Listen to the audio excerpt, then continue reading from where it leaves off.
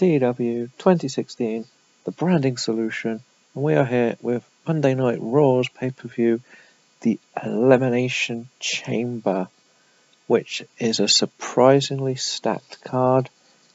I think I have nearly every competitor I actually have on the main card for once, and they're actually in rivalry matches or involved in off-camera incidents. The few that didn't quite make the card were the Ring Kings, who I had lose to Slater and Jahinder Mahal. I wanted to get Heath Slater a win, basically. And the other one was Jay Lethal and Bo Dallas. Jay Lethal with the win. I'm not going to let Bo Dallas beat someone like Jay Lethal. So that's the two pre-show. And I think we're not that good on segments, but the few we have are good enough for what we need them to be. So we're going to start the show. We have a video package that advertises the upcoming championship matches. We have Seth Rollins versus Roman Reigns. And we also have Kofi Kingston defending his title against Del Rio, The Miz, Kurt Angle, Dean Ambrose and Dolph Ziggler inside an Elimination Chamber.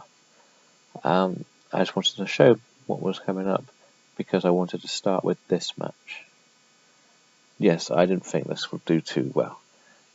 I had Kofi Kingston retain his title.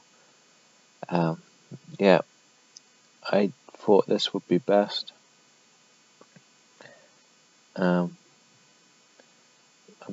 It just doesn't click, this type of match. I didn't want to make it a main event.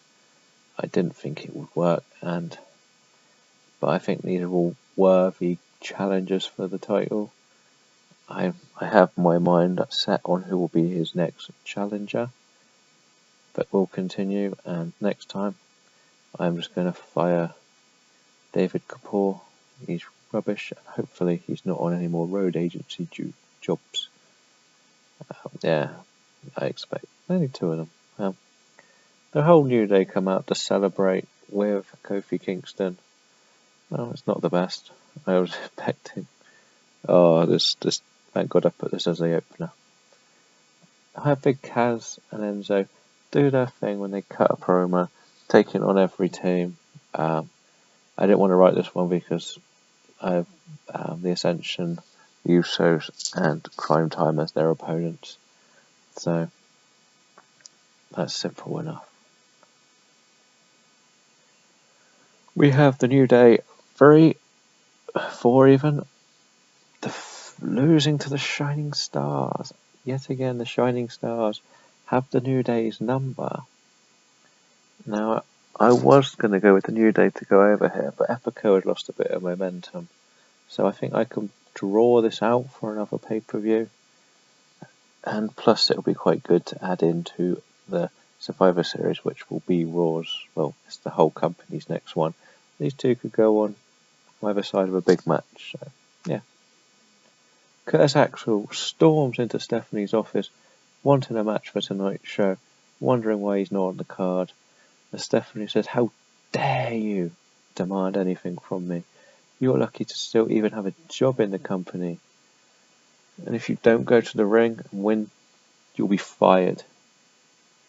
The whole idea of this is Curtis Axel's being forgotten. I'm trying to push him to go a bit further.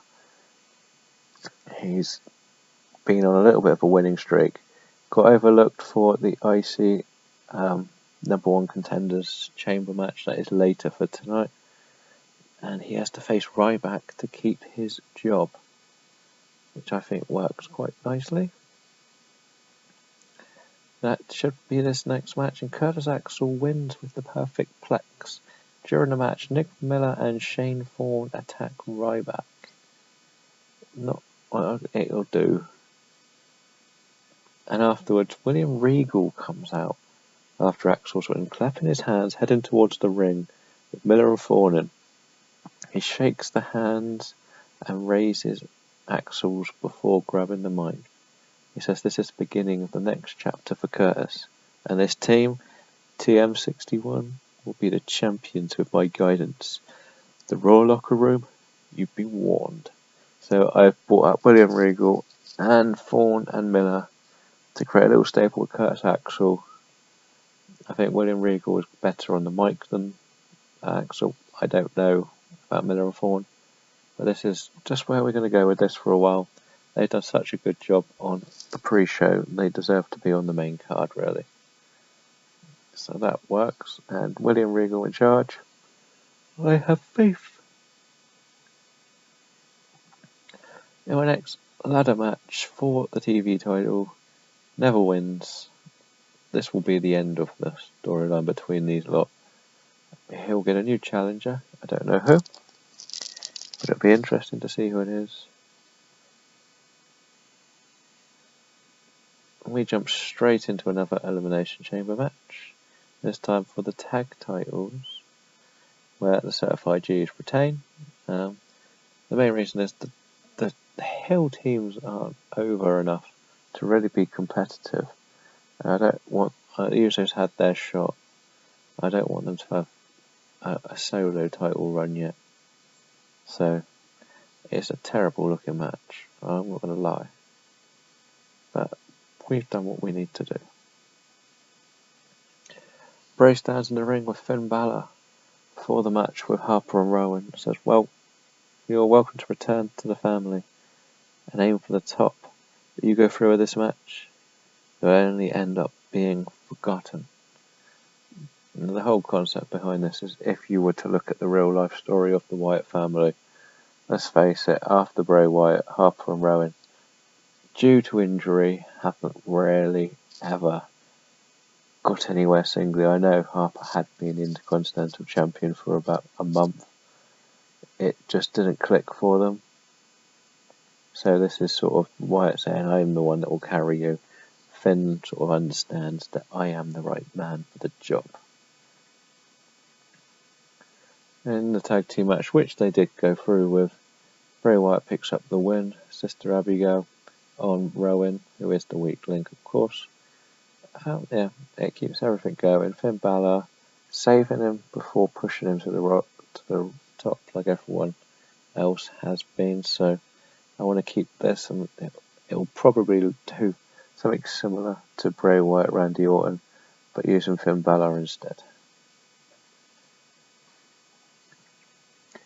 In yet another appalling chamber match, the number one contender for the IC title had Bad News Barrett defeating everybody, and Chris Jericho returned and attacked Jack Swagger, who had put him on the shelf by accident for about 3 months.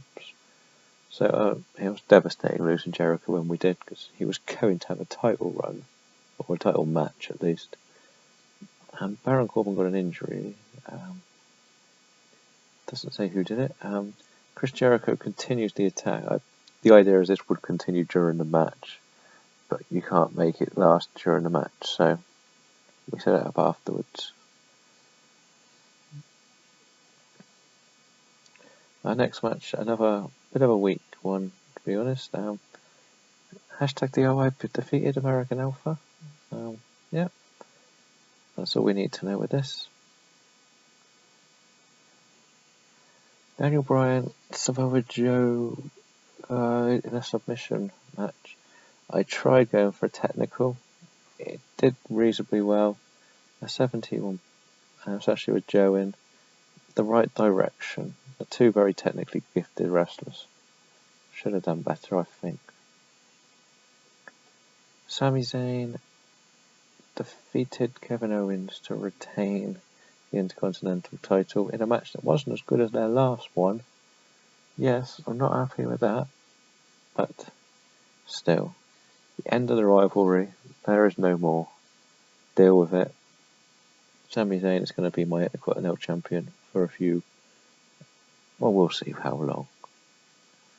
And afterwards, Kevin Owens shakes Sami's hand to show the respect that these two long-term friends have had with each other. I think that's a good way to end it. It deserves to end like that when it did happen in real life, and I'm happy with the rating of an 89. This is where it's probably going to go slightly wrong. The Undertaker defeated Triple H with a tombstone. when Bray Wyatt and Finn Balor attacked Triple H. Now I went with this, I pulled the trigger, Undertaker, Bray Wyatt, Finn Balor. That's something to be scared of, I would say. And afterwards, the Undertaker continues the assault on Triple H with Bray Wyatt and Finn Balor jumping him. And yes, this got a great rating. Finn Balor, as I say, is not getting the mega push yet, but I think that's a better looking Wyatt family style than having, I would like Harper in it as well. In time, we might get Harper in there, but I don't want to just kick Rowan out. So, kind of stuck in the middle with those. But at the moment, yes, Bray Wyatt and Finn Balor are taking on Triple H with The Undertaker. And what should have been another better match, Seth Rollins defeated Roman Reigns with a pedigree. Clean win. Seth Rollins was holding back, Roman Reigns was holding back. I don't think I had any bad booking decisions, it was just a simple match, but never mind. And afterwards, Dean Ambrose attacks Seth Rollins and runs off with the title. Yeah, we are looking at Dean versus Seth, at least, for our next few matches. I don't think this is going to do that well. I think we're going to struggle to get anywhere near about a 77. It was 79. I think we could have done better. My best match was actually Sami Zayn and Kevin Owens yet again, which is surprising. That's why I did it again. The rating's too good not to do. So we'll praise Sami and Kevin because they were that good. And we'll just give Seth a well done. Pleased, and pleased. So we'll head back to the main screen and see how the backstage people viewed this.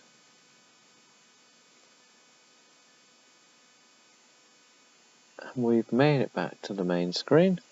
So let's see how we compare to Bound for Glory, which is also an interesting.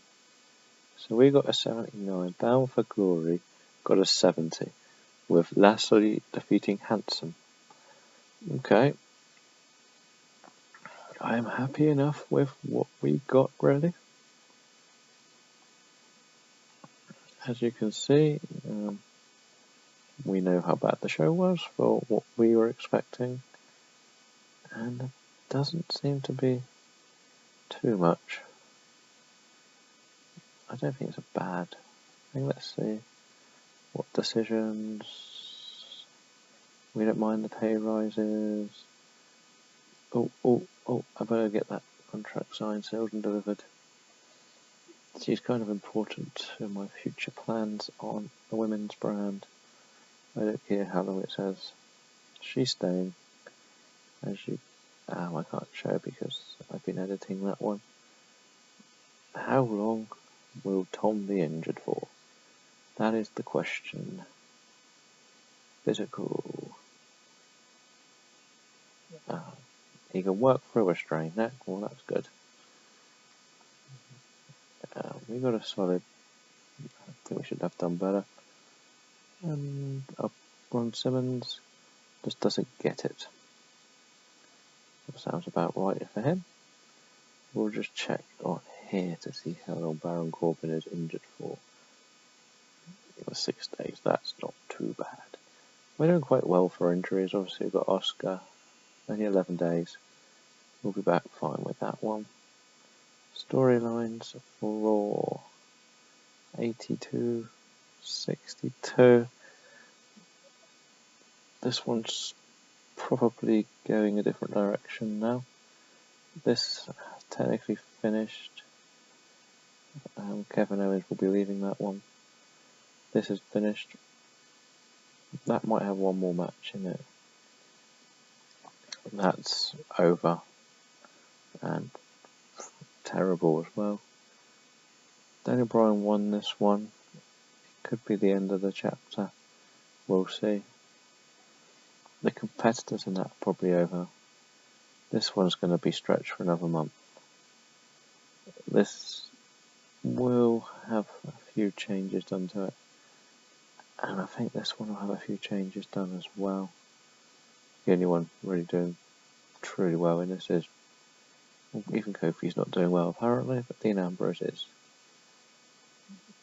Who is hot and who is not? That is the biggest question of them all. Carmella Breeze, Big Cass is the only one from last night's show. Carlito and Kyle O'Reilly, not too bothered with those two on there. How many more days? 8 more days till we can come off that. And backstage, did they happy or did they sad after this pay-per-view? They are disappointed. Great. That's not good. Not happy with that. Let's just check the prestige of these titles. Did it go up or down? That's gone up. This one definitely looks like it's gone back up in that direction. Mainly because it's the main event. This looks like it stayed the same. I think that's gone down, which is disappointing. That's definitely gone down. They swapped almost between these two. I have given this the universal pick. I'm happy with that picture. So that's going to end the show. We're going to look at the fallout on Monday Night Raw and see what new storylines could be unfolding. Thank you for watching, and tell me, did you like the Elimination Chamber match?